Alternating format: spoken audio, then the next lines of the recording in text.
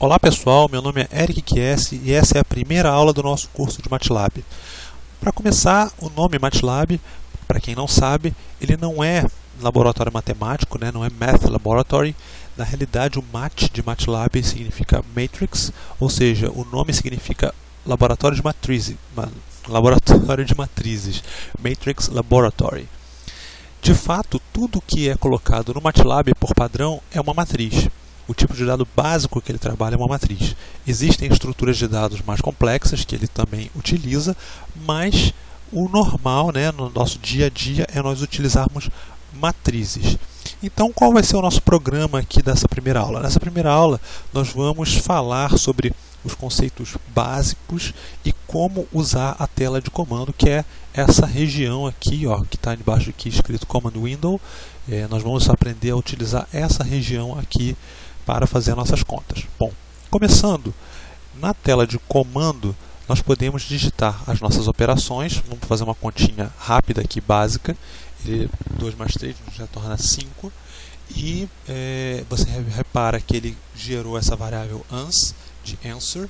Quer dizer, toda vez que eu não atribuo uma determinada execução a uma variável, o MATLAB pega o valor retornado pela operação e armazena nessa variável ans. Significa que se eu fizer uma outra operação, tipo 10 menos 5, que também dá 5, aí não valeu, Eric? Vamos colocar aqui 10 menos 6, por exemplo, dá 4. Repara que o valor de ans mudou. Antes era 5, agora é 4. E nessa telinha aqui do lado do meu workspace, eu também consigo ver a variável ans com o valor 4. Como foi a última execução. Então eu consigo aqui executar operações com uma calculadora, e se eu quiser atribuir uma variável diferente, por exemplo uma variável a, eu posso também fazer a minha variável a receber um valor da operação que eu executei. Uma vez que eu coloque a variável a variável b, também posso criá-la, mais 7, por exemplo, um valor qualquer, e eu posso agora fazer operações com as minhas duas variáveis. Eu posso dizer que C é igual a A vezes B, por exemplo. E aí, como eu já tinha A igual a 6 e B igual a 10, ele me retorna um C, que é igual a A vezes B, que é igual a 60. Cuidado só, porque nós vamos ver daqui a pouquinho, mas essa multiplicação que foi feita aqui, ela é uma multiplicação de matrizes. No caso, A e B são duas matrizes 1 por 1, então por isso dá certo a operação, não tive nenhum problema. Mas quando nós estivermos trabalhando com vetores e matrizes, essa operação não será tão óbvia assim. A gente vai ter que ficar atento nas dimensões. Então, uma vez que a gente já consegue atribuir valores a variáveis, agora a gente pode começar a enxergar o seguinte. Cada vez que eu executo um comando, você repara que ele nos mostra na tela o resultado da última variável atribuída. No caso aqui foi C, A, aqui eu não atribuí a variável nenhuma, ele colocou automaticamente, por padrão para nós, ele coloca em ans. Ok, o que nós podemos fazer também é o seguinte, se esse retorno na tela não nos interessa, nós podemos fazer essa conta sem atribuir a variável nenhuma. Então, se eu quiser que o nosso D seja C vezes 2, por exemplo, eu coloco ponto e vírgula aqui no final e a resposta não vai aparecer na tela. Você vê que ele simplesmente pula para a próxima linha, esperando o próximo comando que nós vamos digitar, mas não coloca o resultado na tela. Para que isso é importante? Isso é importante porque quando estivermos trabalhando com vetores grandes, matrizes grandes ou programas que vão executando repetidamente, nós não vamos querer que esses resultados fiquem poluindo a tela de comandos, para a gente poder entender o que está acontecendo e só printar na tela, só colocar na tela, exibir na tela os valores que nos interessam. Então, essa dica do ponto e vírgula é importante, em especial para grandes vetores, grandes matrizes.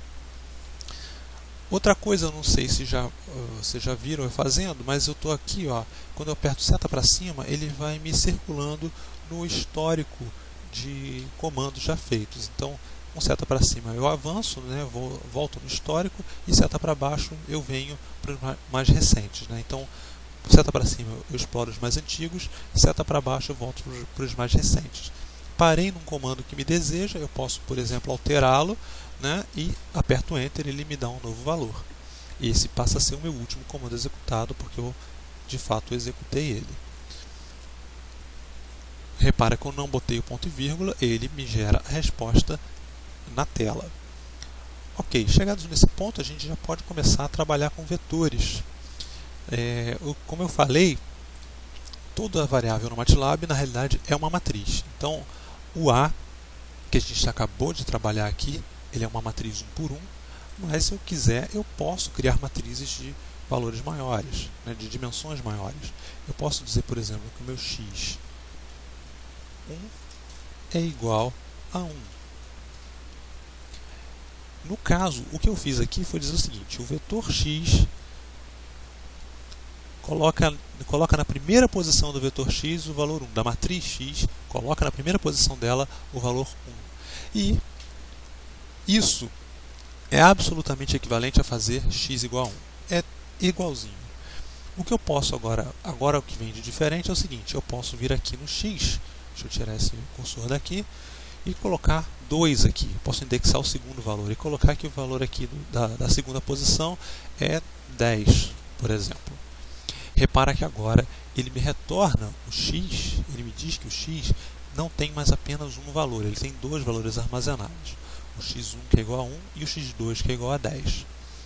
Posso criar agora um vetor y que é igual a, por exemplo, agora eu vou usar uma sintaxe diferente, colchetes ele já cria o vetor diretamente, então eu vou dizer que esse vetor, essa matriz x é igual a 2, 20, é uma matriz de uma linha e duas colunas.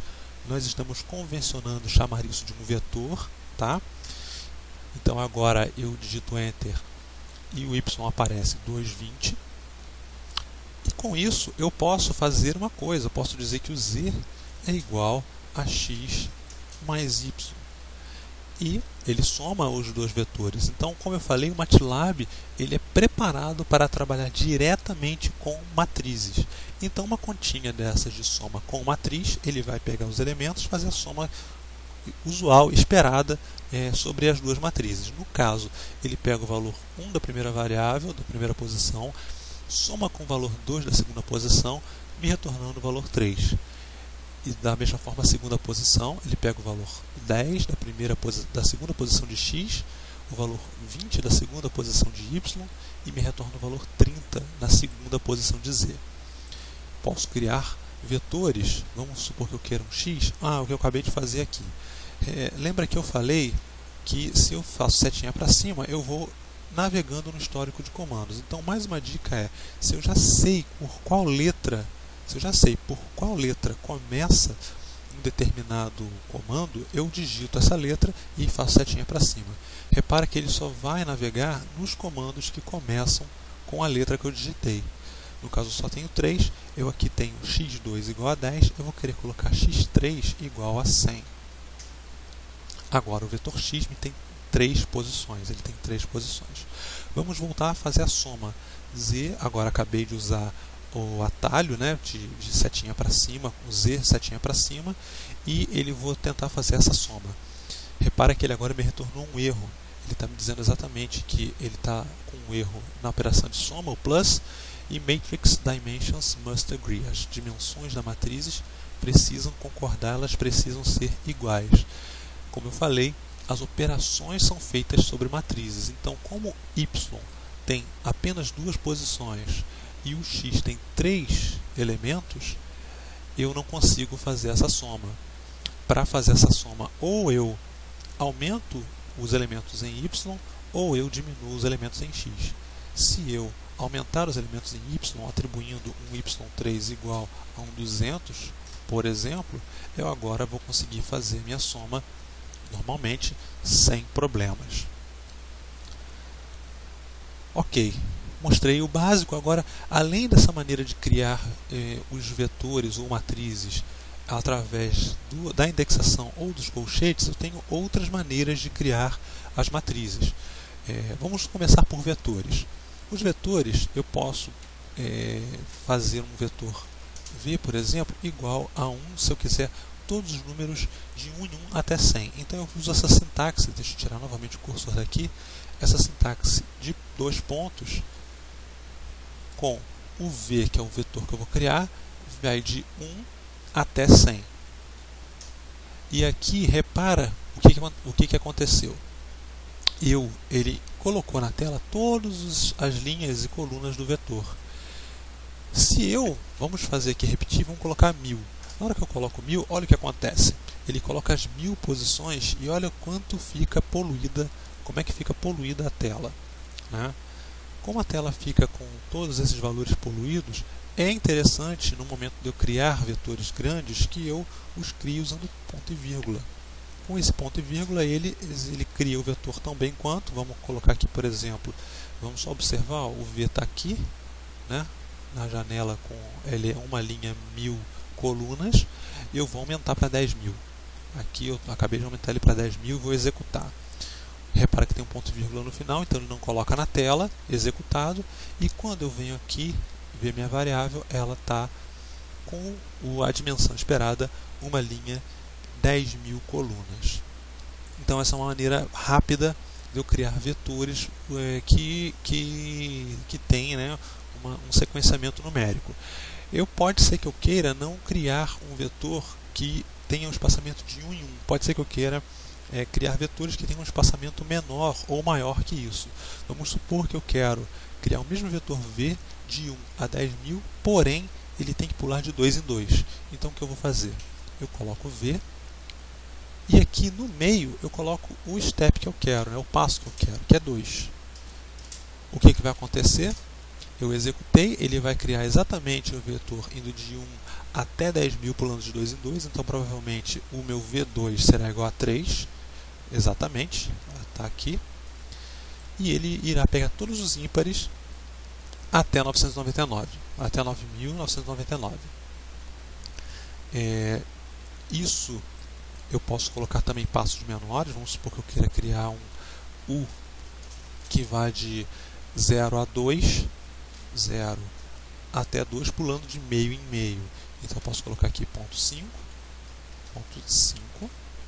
e vai até 2. Então repara o que ele fez, ele criou indo de 0 a 2, pulando de meio em meio. Então 0, 0, meio, 1, 1,5, 2.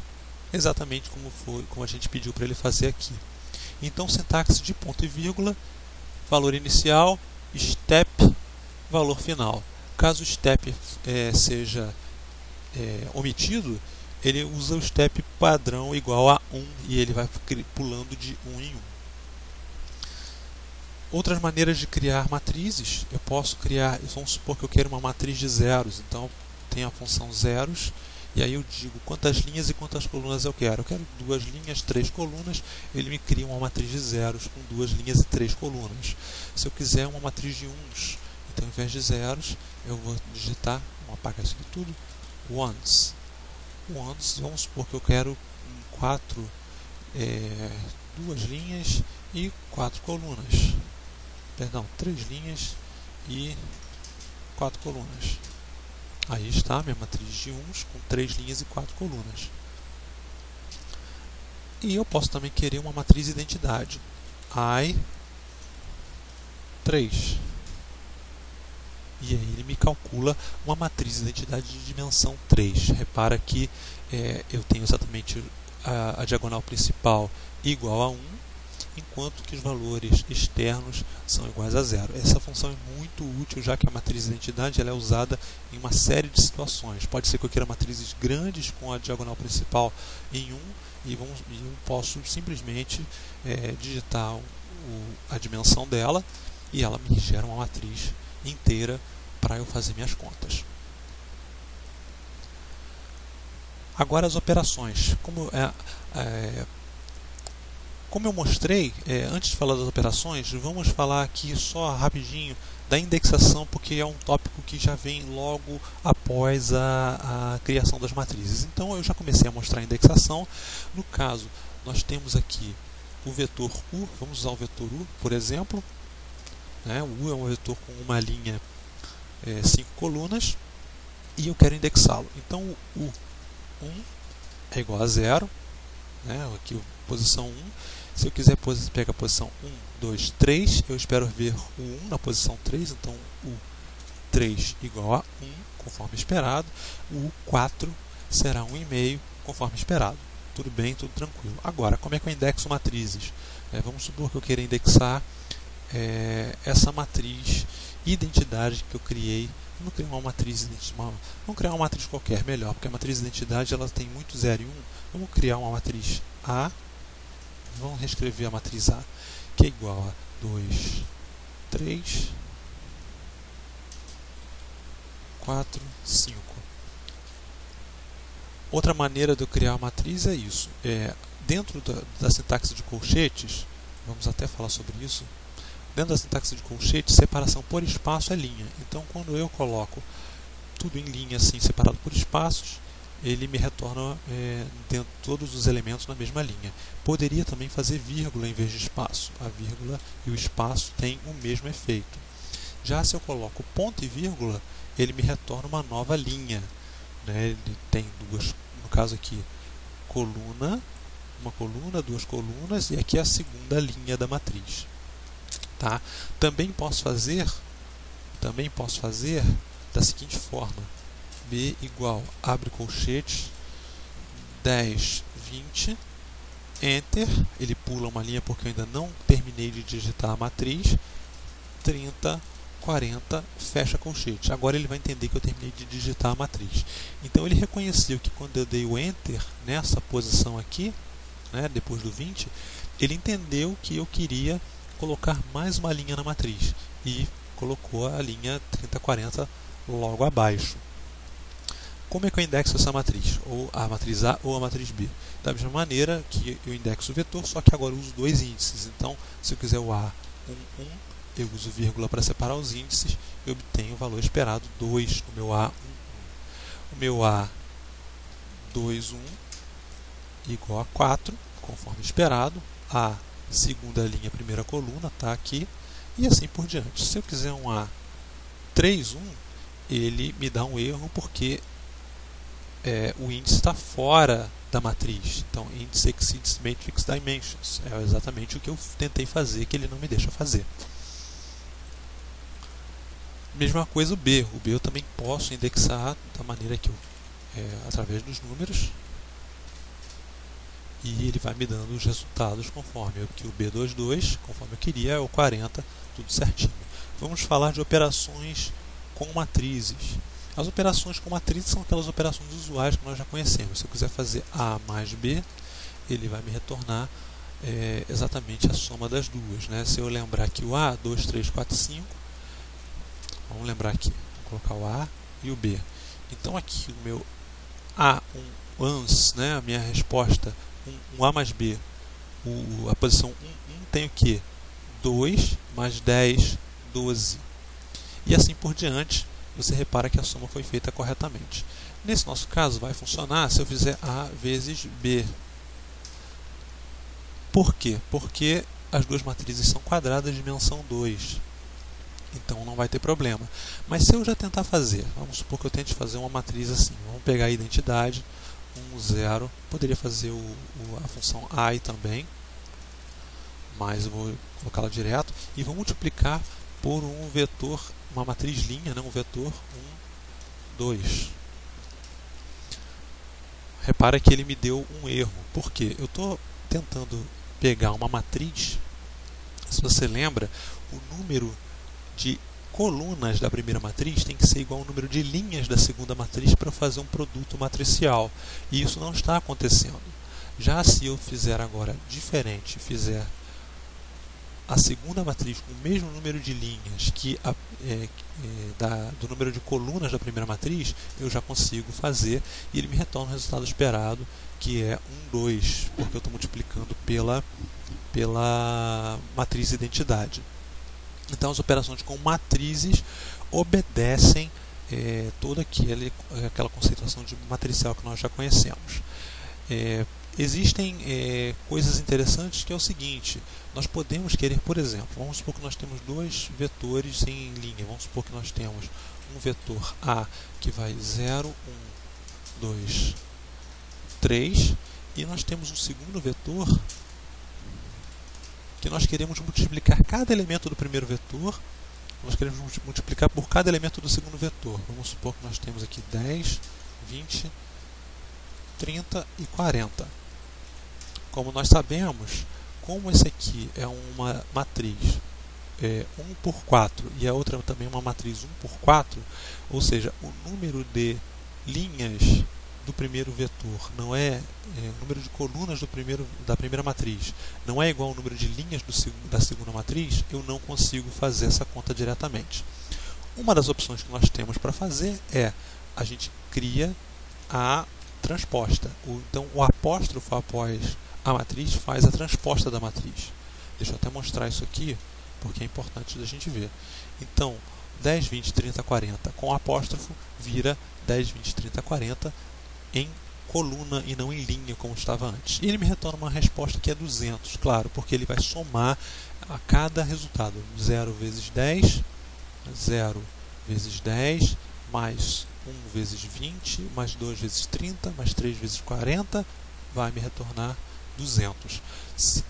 Mas eu posso não querer isso, eu posso querer que retorne um novo vetor também em linha, onde cada elemento é o produto dos elementos correspondentes nas matrizes. A maneira mais fácil de fazer isso é vindo aqui na nossa soma e colocar o ponto. Então o ponto antes do operador significa para o MATLAB o seguinte: eu quero que essa operação seja feita elemento a elemento. E aí eu consigo fazer o desejado. Repara que a resposta agora é 0 vezes 10 igual a 0, 1 vezes 20 igual a 20, 2 vezes 30 igual a 60 e 3 vezes 40 igual a 120. Perfeito, não deu problema nenhum. Isso pode ser feito tanto com a multiplicação como com a divisão. Se eu dividir, eu também vou ter a mesma coisa.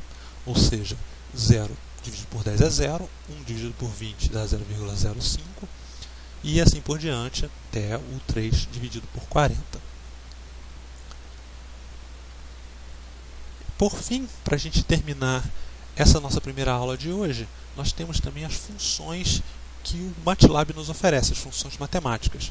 Nós vamos começar então fazendo rapidamente aqui, só para dar, nós vamos ter depois uma aula mais específica de gráficos, mas nós vamos fazer rapidamente aqui um gráfico de algumas funções, só para mostrar que a cara que essas funções têm, como é que a gente faz isso no MATLAB. Então, a primeira coisa que nós vamos fazer é um seno. Né? Nós vamos dizer que a nossa variável t, vamos começar agora a usar o MATLAB mais seriamente, t vai de 0 até 2π, com passos de 0,1.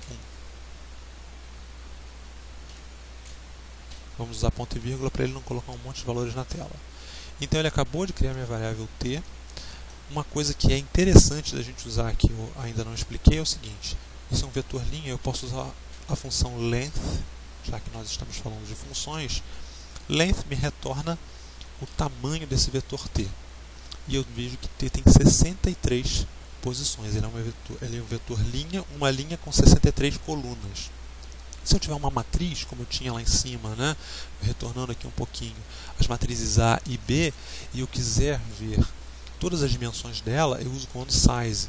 Size A vai me retornar 2, 2. Se eu fizer size zeros 2, 3, nesse caso eu já sei qual é a resposta, mas eu deixo com que o size calcule, né? Essa expressão primeiro calcula a matriz, me retorna essa matriz, e o size pega a matriz que ele calculou e retorna os valores. Então fica tudo coerente aqui. Então, length, para eu ver o tamanho de um vetor, quantas posições tem um vetor, e size, ele me retorna as dimensões, número de linhas, número de colunas de uma matriz. Como eu falei, nós vamos fazer o seno. Então eu já tenho o tempo calculado, né? Crio o meu vetor do tempo e agora eu vou calcular o seno. Vou chamar y igual, a função seno é sin de t. Eu não consigo ver nada. Para a gente ver rapidamente isso, nós vamos fazer, como eu falei, depois a gente vai ver plot com detalhes, mas para fazer um gráfico eu faço plot ty.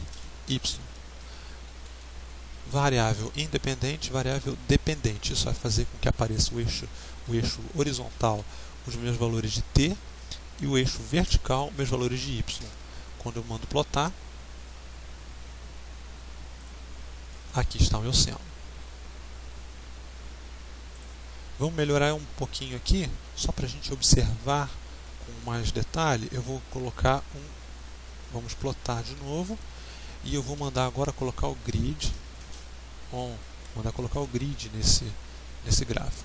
E aí eu aqui observo que ele realmente vai de 0 a 6, alguma coisinha, que é o 2π, e ele vai de 0 a 1, que é onde ele atinge o máximo, e depois um outro mínimo aqui no valor correto. Com isso eu consegui fazer o meu primeiro plot no MATLAB.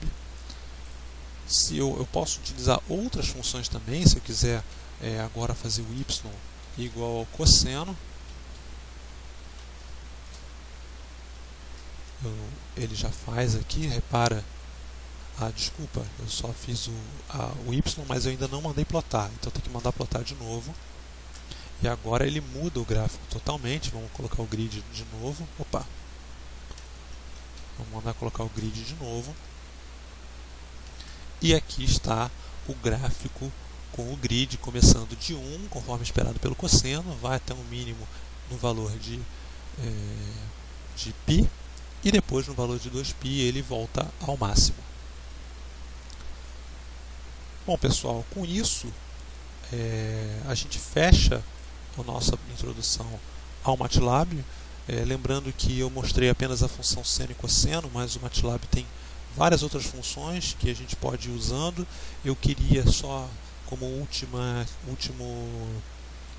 dica, dizer para vocês que tem o help. Então nós podemos na página digitar aqui no comando help e a função que a gente deseja. No caso eu peguei help sim, né, que é a função, ele me diz aqui que é o seno, né, está em inglês no caso essa documentação, e aí ele calcula, ele diz como é que alguns detalhes sobre essa função. Existem várias outras funções. Eu posso, por exemplo, help ABS. ABS tem tanta função que não vale a pena eu discutir tudo, mas no help do MATLAB tem a descrição disso tudo. Então ele aqui, ABS é valor absoluto. E eu posso também usar o doc cos, que aí ele já me retorna na interface do help, essa interface mais bonitinha, em que ele me dá até uma explicação gráfica aqui, me fala de exemplos, tem aqui a fórmula como ele calcula para o caso de números complexos. Enfim, é uma forma legal de executar, de ver a ajuda. Para ver uma relação de todas as funções de ajuda, aqui no help tem um item que é o Functions Alphabetical List. Então eu venho aqui e aqui tem o ABS que eu acabei de falar, arco cosseno hiperbólico, arco cotangente, enfim, tem várias e várias funções aqui, arco secante, várias e várias funções de Bessel, várias coisas que, dependendo da área de aplicação, nós vamos querer utilizar. Então vale a pena dar uma olhada aqui no help, funções, listagem alfabética, e tem aqui uma sequência aqui antes, né, dos tópicos que a gente viu, mas já escritos, né, na sequência que o pessoal do MATLAB resolveu colocar aí para vocês. É uma boa referência, vale a pena dar uma olhada. Pessoal, muito obrigado aí e até a próxima.